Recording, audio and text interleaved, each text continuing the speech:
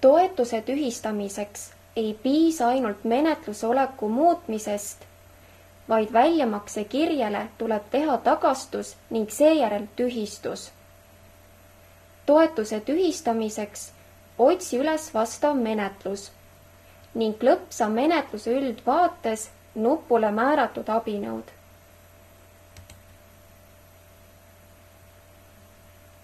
Ava abinõu detailvaate nupust. Avanenud abinõu rakendamisandmete vaates klõpsa nupule toetuse väljamaksed.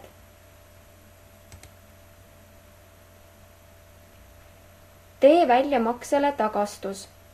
Selleks klõpsa väljamakse järel olevale nupule tee tagastus. Peale väljamakse kirja tagastamist tee väljamakse tühistamine. Selleks klõpsa prügikasti märgile.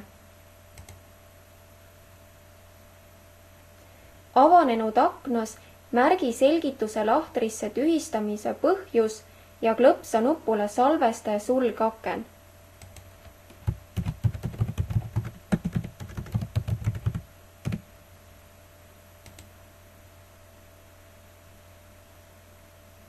Selle sammuga ilmub tegeliku kulu aknasse miinusmärgiga kirje, mis kokkuvõttes nullib tegelikku kulu.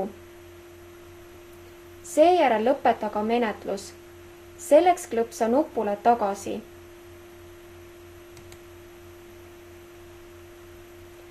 Avanenud menetlus üldandmete vaates klõpsa nupule muuda menetlusolekut. Vii menetlusolekusse tagasi lükatud. Salvesta ja sulgaken.